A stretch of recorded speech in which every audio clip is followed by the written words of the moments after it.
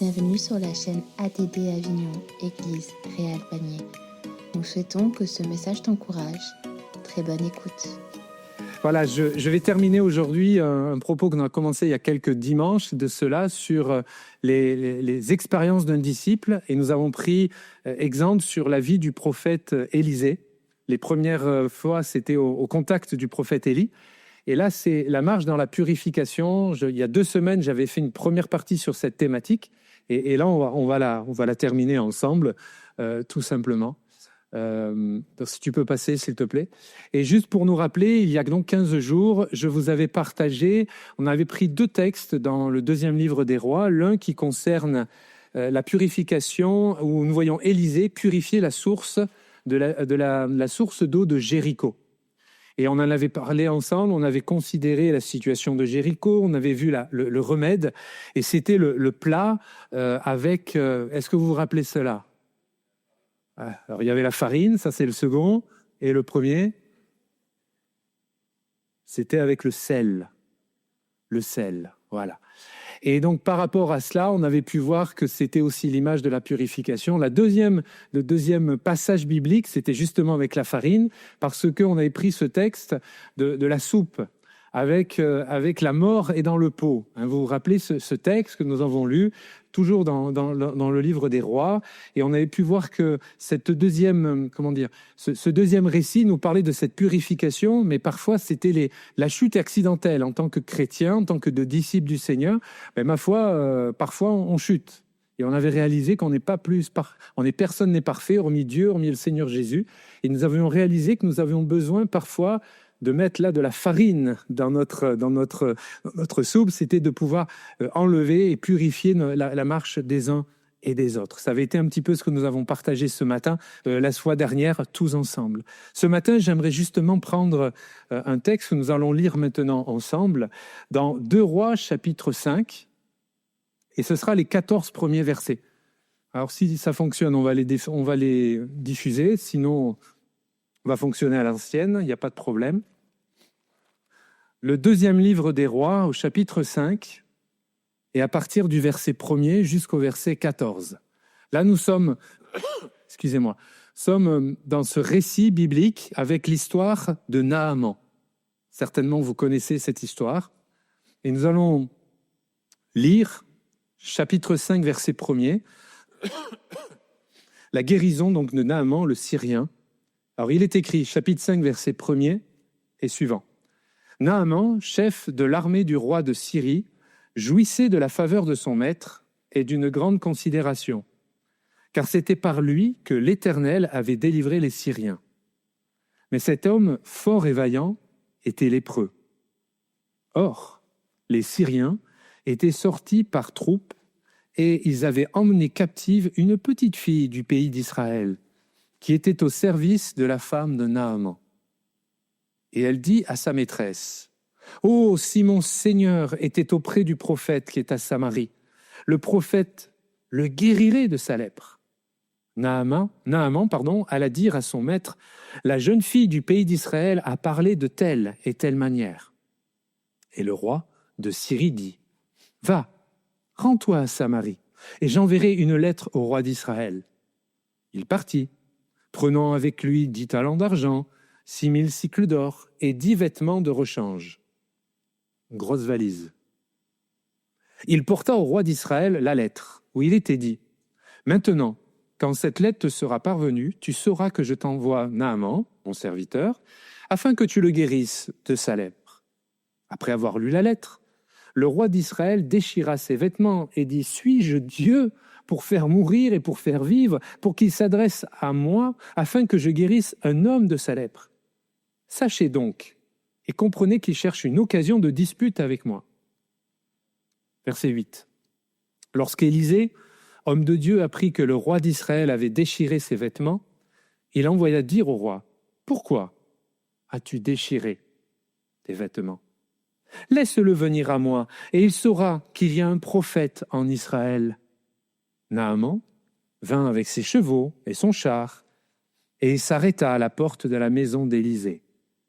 Élisée lui fit dire par un messager, « Va, et lave-toi 7 fois dans le Jourdain. Ta chair redeviendra saine et tu seras pur. » Naaman fut irrité, et il s'en alla en disant « Voici, je me disais, il sortira vers moi, il se présentera lui-même, il invoquera le nom de l'Éternel, son Dieu, il agitera sa main sur la place et guérira le lépreux. Les fleuves de Damas, l'Abana et Parpar ne valent-ils pas mieux que toutes les eaux d'Israël? Ne pourrais-je pas m'y laver et devenir pur ?» Et ils s'en retournaient et partaient avec fureur. Mais ses serviteurs s'approchèrent pour lui parler et dirent « Mon père, si le prophète t'avait demandé quelque chose de difficile, ne l'aurais-tu pas fait? Combien plus dois-tu faire ce qu'il t'a dit? Lave-toi et tu seras pur. » Il descendit alors et se plongea 7 fois dans le Jourdain, selon la parole de l'homme de Dieu. Et sa chair redevint comme la chair d'un jeune enfant, et il fut pur. Amen. Amen. Que Dieu soit béni. Ce texte, Naaman, cette histoire très connue des lecteurs de la Bible, de ceux qui fréquentent nos différentes assemblées, ce texte, cette histoire vraie, nous interpelle, vient nous challenger sur différentes réflexions. Bien sûr que vous avez compris et qu'il y a une analogie entre cette maladie réelle dont souffrait ce cher Naaman avec la maladie spirituelle que chaque être humain souffre, c'est le péché. On l'a tous compris, si vous ne l'aviez pas compris, je suis heureux de vous le dire.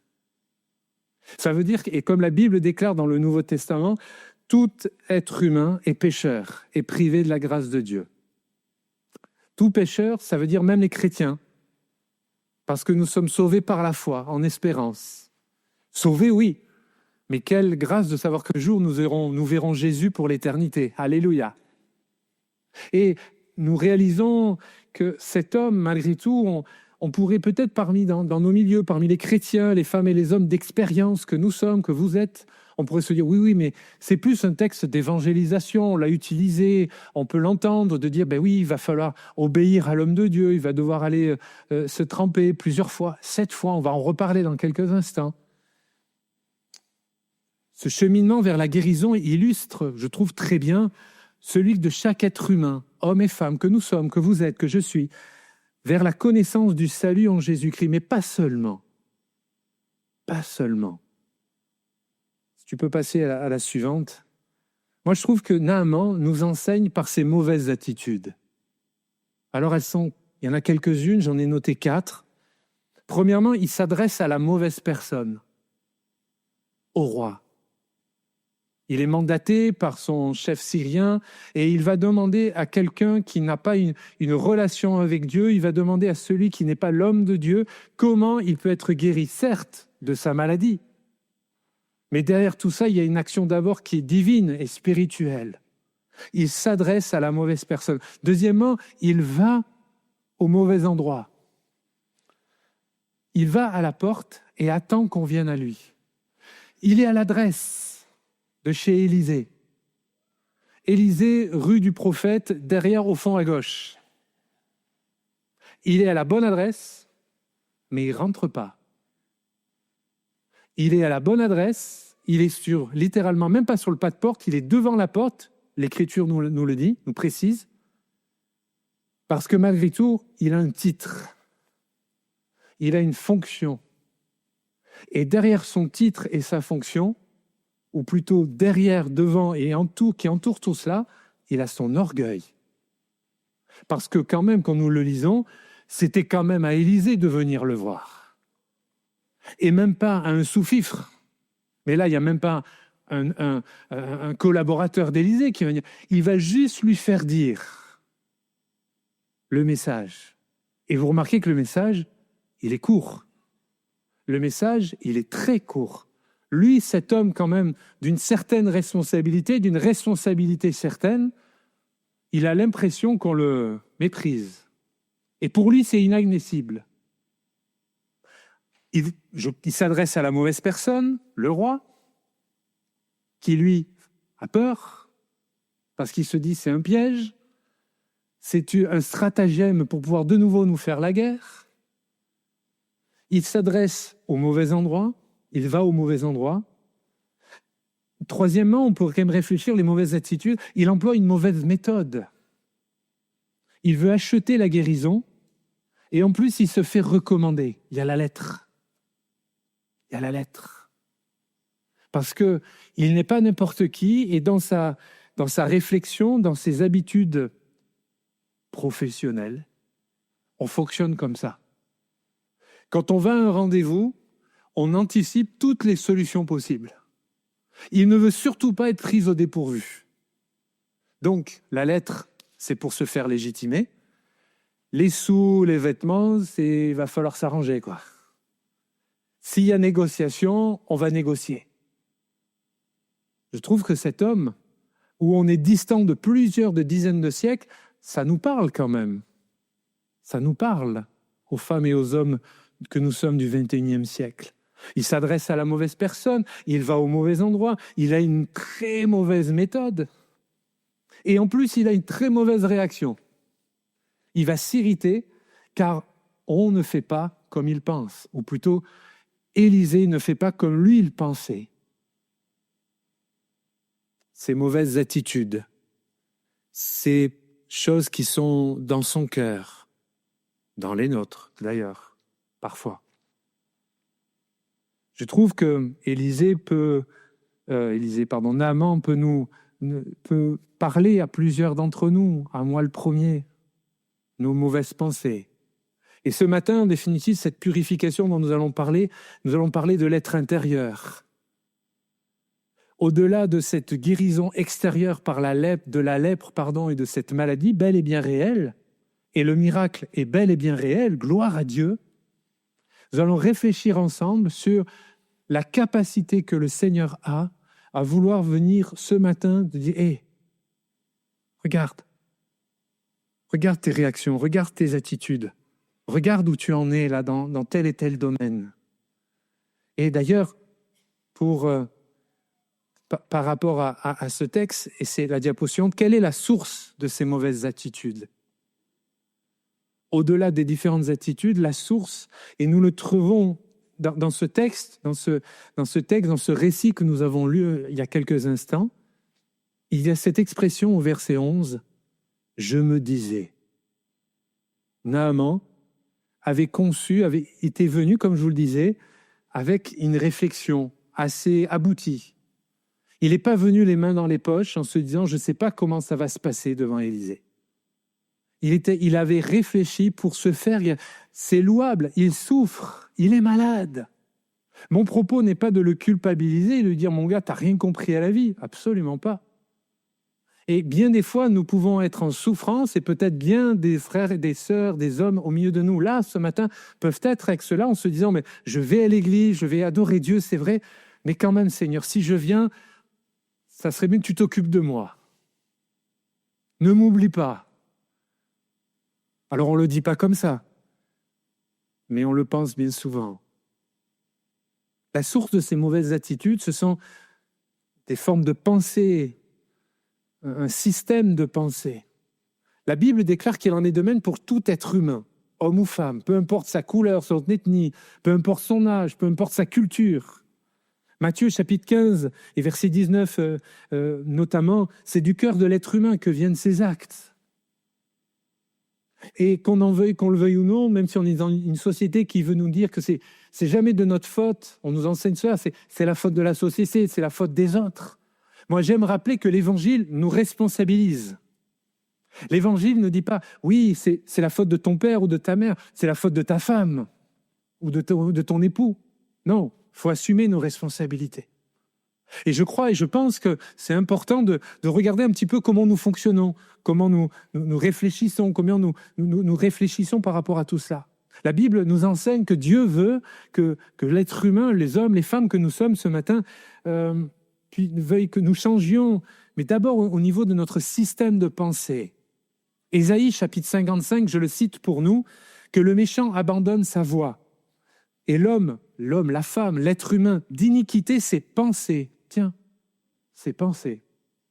qu'il retourne à l'Éternel qui aura pitié de lui, à notre Dieu qui ne se lasse pas de pardonner. Ce texte n'est pas seulement pour ceux qui ne connaissent pas Dieu, ce texte est aussi une parole pour les croyants que nous sommes. Combien peuvent le dire? Et je lève ma main, combien de fois j'ai pu expérimenter le pardon de Dieu? Oui, votre pasteur vous dit que Dieu me pardonne encore aujourd'hui. Parce qu'on a besoin de revenir à Christ. On a besoin de revenir à la croix. On a besoin, dans notre vie au quotidien, régulièrement, de passer au crible, de regarder nos actes, mais bien plus que nos actes, nos pensées. Parce que ce sont nos pensées qui entraînent bien souvent nos actes. Romains chapitre 12 et les 2 premiers versets, l'apôtre Paul, inspiré du Saint-Esprit, déclare « Je vous exhorte donc, frères, par les compassions de Dieu, à offrir vos corps comme un sacrifice vivant. » Vous connaissez ce texte, saint, agréable à Dieu, ce qui sera de votre part un culte raisonnable, réfléchi. Mes pensées, j'y vais pas seulement avec toutes mes émotions, et Dieu nous se sert de nos émotions, mais j'y vais aussi de ma réflexion, un culte raisonnable. Ne vous conformez pas au siècle présent, mais soyez transformés par le renouvellement de quoi? De l'intelligence. Renouvellement de l'intelligence, afin que vous discerniez quelle est la volonté de Dieu, ce qui est bon, agréable et parfait. Bien souvent, nous pouvons, et c'est souvent souvent des entretiens pastoraux que nous pouvons avoir, des frères, des sœurs, des amis au milieu de nous peuvent dire « Mais pasteur, aidez-moi, j'ai besoin de savoir quelle est la volonté de Dieu dans ma vie pour tel sujet. » Et je pense que, bien sûr que parfois on peut être dans des temps de confusion, mais bien souvent c'est parce que nos pensées sont confuses. Et si Dieu nous permet de lui demander de transformer, de renouveler notre intelligence, mais moi je crois que ce que la Bible dit est vrai. Je crois que c'est possible pour toi. Personne n'ose dire amen, ça m'inquiète. Moi je crois que Dieu veut renouveler notre intelligence. Je crois que le peuple de Dieu est un peuple intelligent. Là, ça fait plus plaisir, il y a plus d'amen là. C'est marrant quand même. Attention qu'on se comprenne bien, l'intelligence, selon la définition de l'Écriture, parle pas d'avoir des compétences et d'avoir que plein de diplômes. Et j'encourage nos jeunes, il faut réussir dans la vie, il faut viser cette excellence, il n'y a pas de problème. Mais à quoi sert d'avoir plein de diplômes sans avoir une relation avec Jésus? Plus important, c'est d'avoir et la relation avec Jésus et de pouvoir s'épanouir dans la vie. Vous êtes bien d'accord avec moi? La relation avec le Christ. Et depuis quelques minutes, je n'ai pas prononcé le mot où j'ai tourné autour. C'est le mot métanoïa, si tu peux passer juste après. C'est la définition même de la repentance. Le changement de mentalité, le changement de ce système de pensée. Et je ne peux pas parler à votre place, je parlerai juste à la mienne. Je réalise encore ce matin, ça fera bientôt 20 ans que je me suis fait baptiser, voire plus, voire même 30 ans. Et ouais, c'est ça. Ah, j'ai oublié une décennie. Ah, ça fait bizarre, ça. Ah, je ne l'ai pas vu arriver, celui-là. Alors, on l'a refait, il faudra couper pour le... Ça fait quelques années que je suis donc baptisé dans les eaux du baptême, mais je réalise encore ce matin que j'ai besoin d'être renouvelé dans ces choses. Et je bénis Dieu au travers de ce temps de louange, déjà, quand plusieurs fois nous avons chanté, nous avons adoré, nous avons quelque part proclamé que je veux que ma vie soit remplie du Saint-Esprit. Et ma vie, c'est mon corps, c'est bien sûr notre âme, c'est notre esprit, mais c'est un des synonymes, c'est l'intelligence. Et nous qui avons grandi dans cette culture un peu cartésienne, de bien séparer les uns et les autres, c'est un peu plus compliqué. Mais ce n'est pas insurmontable. Ce n'est pas insurmontable de dire, Seigneur, littéralement, je veux que toute ma vie soit remplie du Saint-Esprit. Je désire, pas pour l'Église, soyez égoïstes ce matin, je désire là, je veux être rempli du Seigneur, de la personne et du ministère du Saint-Esprit. Le mot grec, métanoïa, signifie littéralement changement de mentalité. Mais c'est un changement qui est aussi en continu. Il ne faut pas croire, et je vous mentirais, si c'était juste à l'instant T, vous vous êtes convertis, il y a eu un changement, mais il y a encore un changement.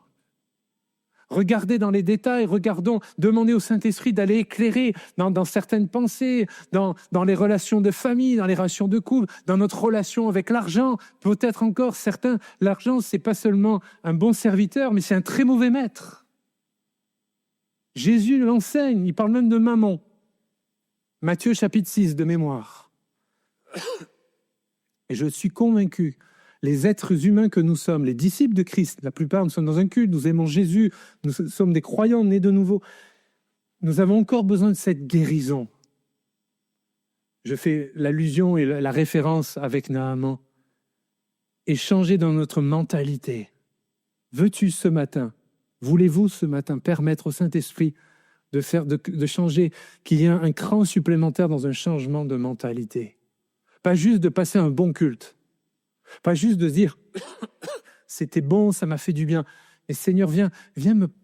Je désire avoir une parole que pour moi, Seigneur, ce matin. Qu'une parole soit vraiment adressée pour ma propre vie. Amen.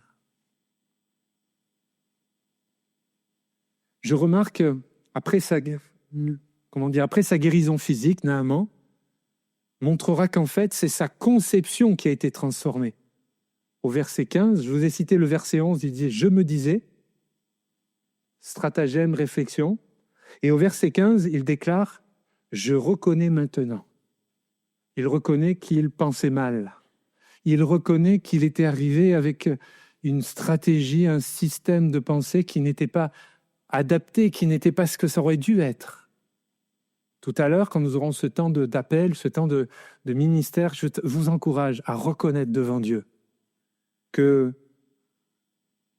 on n'est pas meilleur que Naaman, on n'est pas pire, mais on a le même Dieu qui peut encore agir ce matin. Je reconnais que tu es Dieu, etc., etc. Comme beaucoup, parfois, ils s'attendaient à une guérison selon, je le mets entre parenthèses, un remède magique. Ce remède n'aurait pas impliqué l'engagement de sa personne, même dans nos milieux. Si tu peux passer à la diapo suivante. Là, on parle de croyances, de fausses croyances. On s'imagine certaines choses. Certains croient à la magie des mots. Je m'explique. Vous savez, dans nos milieux, on a des expressions fétiches. Au nom de Jésus. Et puis, pour mettre plus d'onction, on ose sa voix. Alors, selon les milieux, selon si on est dans le sud de la France ou pas, ou alors même à l'international, ou quand on prie pour les personnes, on va les secouer un petit peu, comme s'il fallait décanter le péché, parce que parfois ça colle à la peau, ce qui est vrai. Il faut que je fasse attention, parce que quand je vais prier pour vous, après, si je suis emporté par l'émotion, évidemment que l'expression au nom de Jésus, nous la trouvons dans la Bible. Elle est vraie. Et il y a le nom de Jésus, il y a une autorité qui nous dépasse tous. Mais c'est ce que je veux amener notre réflexion, c'est quand on l'emploie dénué de sens, quand on l'emploie à tire-larigot, quand on l'emploie comme cela. Là, je suis désolé, c'est pas parce que vous l'avez employé que le Seigneur attendrait qu'on l'appelle pour vite arriver et vous bénir. C'est avant tout une attitude de cœur de voir où est-ce que tu en es réellement. On est un peu comme Naaman, il a eu sa lettre. Seigneur, j'ai ma lettre, faut que tu me bénisses. Ah bon? Et ta foi? Elle est où ta foi? Oui, mais moi j'ai une lettre. Moi j'ai une position. Ah bon? Mais la Bible déclare que si tu crois, tu verras la gloire de Dieu. Il faut de la foi. Il faut une relation avec le Christ, pas juste une vie d'église. C'est très différent. C'est très différent. La magie des mots. La magie des gestes également. Certains, comme diraient nos anciens pasteurs, mais pas ici, bien évidemment. Il y a la magie des gestes, dans le sens où l'imposition des mains, c'est juste le but en soi. Moi, certains prient, et plus jeune, je fonctionnais un peu comme ça. Dire, voilà, je veux prier, mais je vais demander la prière, mais je veux que ce soit mon pasteur qui prie. Parce que c'est mon pasteur. Et ouais. Comme s'il y avait vraiment un fluide particulier. Et non, c'est l'onction de Dieu c'est par la foi, c'est Dieu qui donne. Nous ne sommes que des serviteurs inutiles. Ça ne veut pas dire que si tout à l'heure je prie pour telle ou telle personne, il n'y aura pas plus ou pas moins, c'est juste dans le nom de Jésus. Et l'imposition des mains, elle est cadrée bibliquement parlant, et nous prions dans le nom, nous nous mettons sous l'autorité du Christ et par la puissance du Saint-Esprit. C'est pour cela que nous prions dans le nom de Jésus. La magie des mots, la magie des gestes, ce n'est pas un but en soi, c'est un moyen que Dieu utilise, que Jésus a utilisé parfois, mais pas systématiquement. Vous pourrez relire dans les évangiles, et même les disciples dans les actes suivants. Parfois, ils ont imposé les mains. Jésus, parfois, il a même pris de la boue. Il a dit, viens, je vais te mettre de la boue sur les... Là, à mon avis, il n'y aura pas grand monde à l'appel. Mais imaginez la scène. Ils devaient être tous choqués de voir ça. Si nous, parfois, on est choqués pour des bêtises, des babioles, imaginez pour quelque chose qui pourrait paraître dégradant. Et pourtant, Jésus l'a fait. Rassurez-vous, je ne vais pas inventer une nouvelle théologie. Dimanche prochain, on ne va pas faire cela. Ce que je pense, et là, je le laisse à votre appréciation, vous le prenez ou vous ne le prenez pas, je pense que ce que Jésus a fait dans les différents évangiles, parfois, il a pu imposer les mains, parfois, il a juste prié. Parfois, il y a eu ce que je vous ai cité là. C'est pour nous enseigner qu'en fait, la bénédiction ne passe pas par la méthode. La bénédiction, elle vient du Seigneur, point barre. Alors, mes frères et sœurs et moi-même, apprenons à moins regarder la méthode et surtout regarder le fruit. Quel est le fruit? C'est ce qu'il faut regarder. Est-ce que l'arbre porte du fruit ou pas? Est-ce que, quand nous prions, nous voyons les hommes et les femmes remplis du Saint-Esprit, visités par Dieu? Et si c'était le cas, ensemble, on dit « Seigneur, que tu es bon. Je ne comprends pas tout, mais ce n'est pas grave que je ne comprenne pas tout.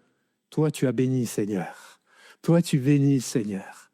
À toi soit la gloire. » La magie des mots, la magie des gestes, la magie, entre guillemets, toujours entre guillemets, des symboles. Le baptême, c'est un acte, un engagement. La Bible déclare un acte de bonne conscience. Ce n'est pas un diplôme de perfection. Ça se saurait. La Sainte Seine, le repas du Seigneur, l'onction d'huile, comme si ces pratiques avaient de la puissance par elles-mêmes.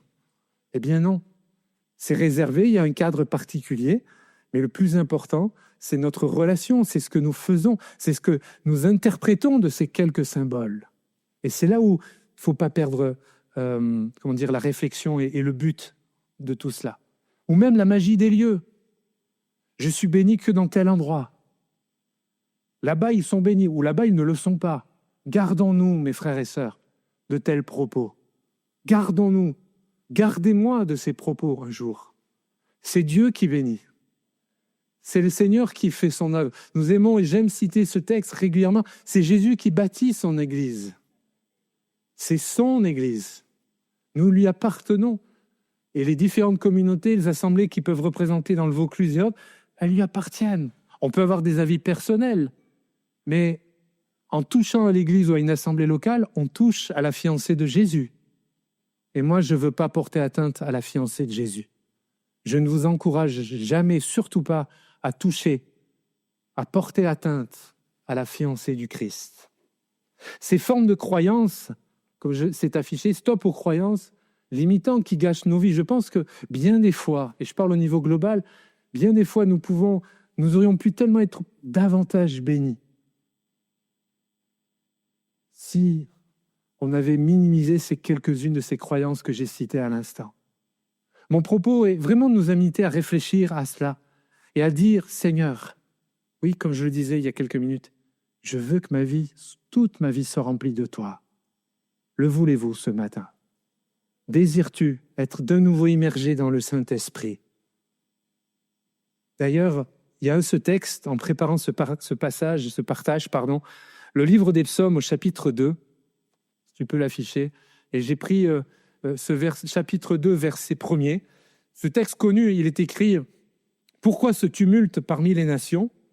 Et retenez ce qui suit, « Ces vaines pensées parmi le peuple ». Et j'ai pris le même verset avec deux autres versions de l'Écriture, et l'une, c'est la version second 21, au milieu de la diapo, Pourquoi cette agitation parmi les nations et ces préoccupations dépourvues de sens? Et la version Martin, qui est une version plus littéraire, qui date de 2-3 siècles, pourquoi se mutinent les nations? Pourquoi les peuples projettent-ils des choses vaines? Je les ai mis en gras pour que ça puisse apparaître et de réfléchir à cela. Pourquoi je vous cite cela? Parce que je pense qu'il y a bien sûr le tumulte des nations, etc., mais ces pensées, ces vaines pensées. Et dans le peuple, il y a aussi les croyants que nous sommes. Nous sommes encore bel et bien dans cette terre, sur cette terre, avec beaucoup de choses qui nous traversent, des joies éphémères, quoi que ce soit. Et aussi beaucoup de combats, de luttes et de désespérance parfois. Ces vaines pensées parmi les peuples, ces pensées. Pour revenir à notre texte, il y a j'ai fait allusion à cela au tout début. Naaman va obéir après après que ses serviteurs l'aient un peu calmé, après que ses serviteurs ont utilisé les bons mots pour lui faire comprendre, et je vais le dire avec mes mots, écoute Naaman, tu as fait tout ce trajet, tente l'expérience. Et moi j'aimerais faire comme eux ce matin. Vous êtes là. Nous sommes là ensemble dans la présence de Jésus. Et si simplement, ça valait le coup de s'immerger dans les eaux du Jourdain. Mais remarquez que c'est étonnant de se plonger 7 fois dans le Jourdain. C'est un ordre qui est donné à Naaman. C'est pas si tu as envie. Va, plonge 7 fois dans l'eau du Jourdain. Et je pense, et nous le réalisons encore ce matin, que Naaman devait participer au miracle, il devait obéir. Je parlais de croyance à l'instant, et parfois nous pouvons avoir une conception un peu particulière de l'intervention de Dieu. Seigneur, agis dans ma vie.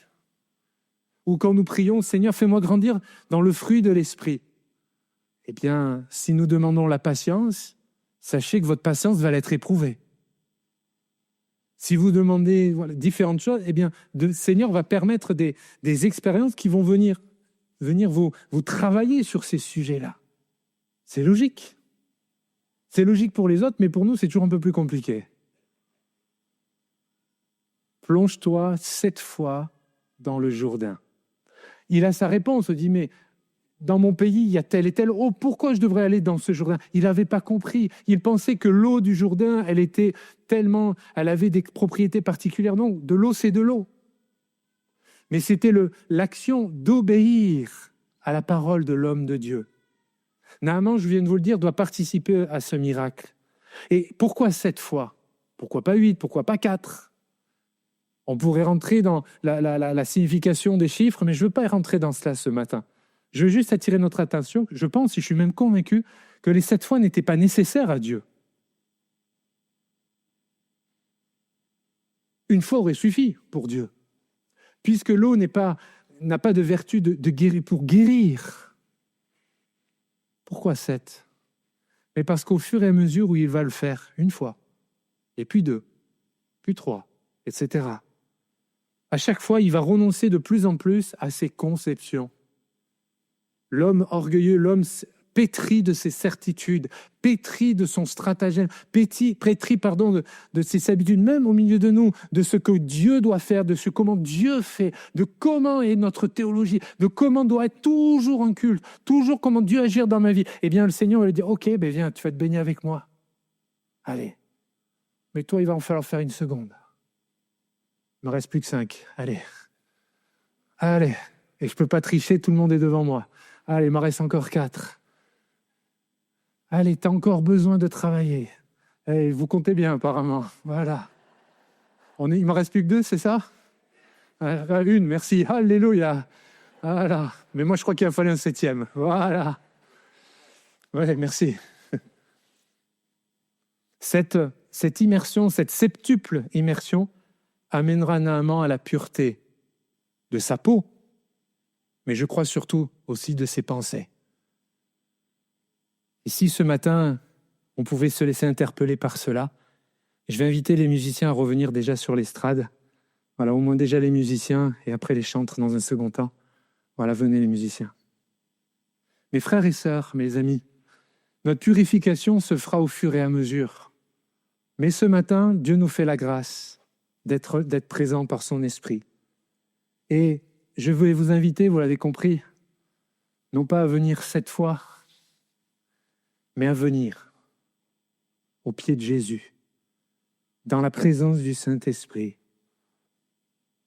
La manifestation de la pureté de Naaman, c'est la diapo 22. Encore une, s'il te plaît. Il y aura la guérison physique de Naaman, et Naaman commencera à marcher en nouveauté de vie. Remarquez qu'au verset 15, il reconnaît que l'Éternel est Dieu. Avant, à son arrivée, il parlait du Dieu de là-bas, un Dieu lointain. Maintenant, il dit l'Éternel est Dieu, et sous-entendu, c'est mon Dieu. C'est pas le Dieu de mon église. C'est pas le Dieu de mon pasteur. C'est pas le Dieu de ma femme ou de mon époux ou de mon papa ou de ma maman.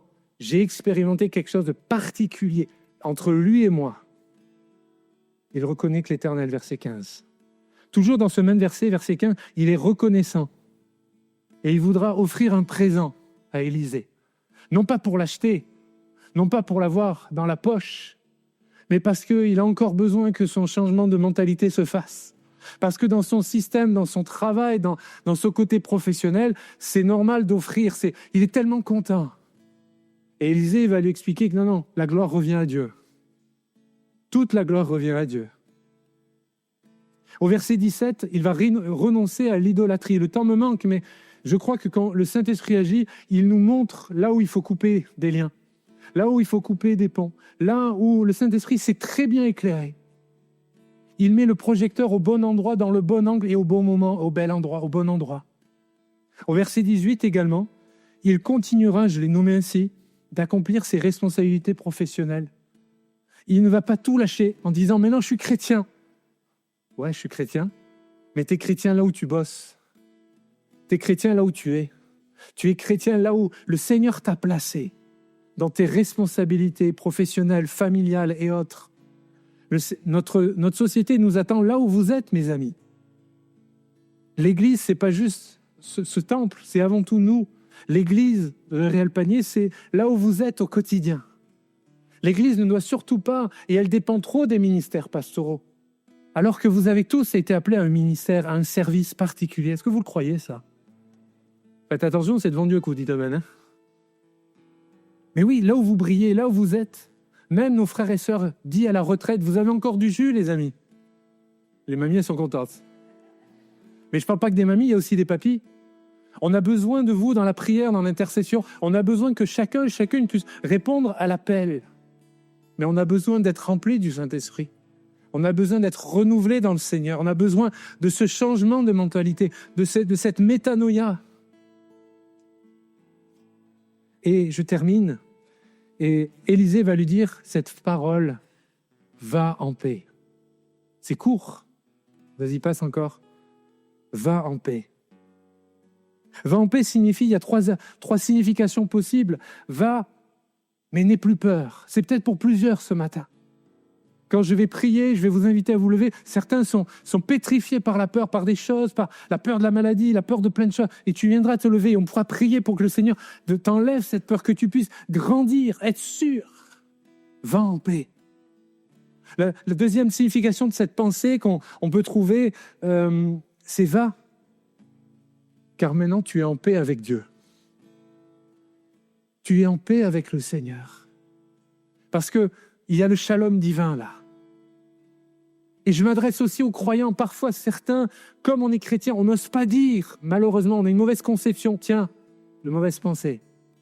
Et si ce matin, tu pouvais enfin dire à Dieu, pourquoi il y a une colère sourde qui est là? Et parce qu'on nous a toujours dit, il faut bien parler à Dieu, bien sûr. Évidemment, c'est Dieu. Mais il y a des choses dans nos vies qu'on ne comprend pas. Qui a déjà vécu des expériences qu'il n'a rien compris dans sa vie? Bon, on est 3. Je pense qu'on est tous. Va, tu es en paix avec Dieu. Et la troisième signification de cette phrase « va en paix », c'est « va et vis une vie nouvelle fondée sur la foi ». Pas seulement une vie religieuse, mais une vie basée sur la foi dans un Dieu vivant et une foi vivante. Alors, je vais vous inviter à ranger nos Bibles, à ranger nos carnets, à se mettre en prière, les amis. Et on n'a encore quelques minutes devant nous. On va laisser cette parole, va en paix. On va fermer nos yeux, on va courber nos fronts tous ensemble et on va simplement prier Dieu.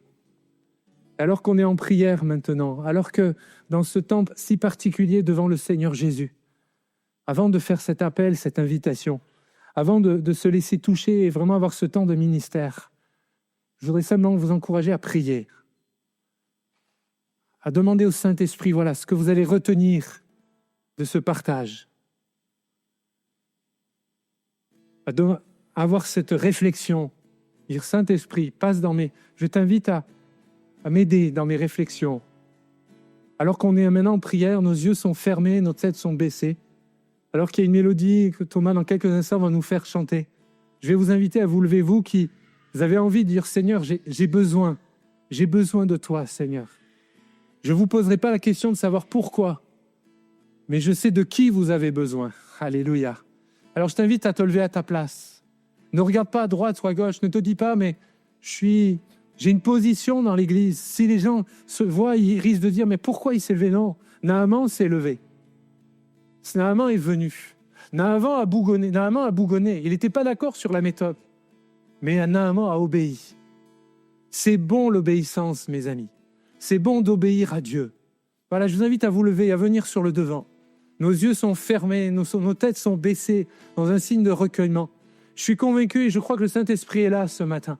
Et il veut agir, il veut bénir. Venez et recevez cette parole qu'Élisée a prononcée à cet homme. Et je crois que cette parole, elle est pour beaucoup. Va en paix. Repars avec la paix. On a tellement besoin de ressentir, de recevoir. Alors on va prier le Seigneur. On va bénir le nom de Jésus ce matin. Alléluia. Je vais inviter Serge, s'il te plaît, à venir prier pour les frères. Soraya, si tu veux venir prier pour les sœurs, merci. Voilà, on va prier ensemble. On va prier. Venez sur le devant, les amis. Et pendant que on va chanter ce cantique, toute l'église, on prie, on se laisse demander, on demande au Saint-Esprit d'agir maintenant. Alléluia. Merci Seigneur. Alléluia. Merci d'avoir écouté ce message. Si tu apprécies ce podcast, alors abonne-toi et partage-le à ton entourage. Que Dieu te bénisse et à très bientôt.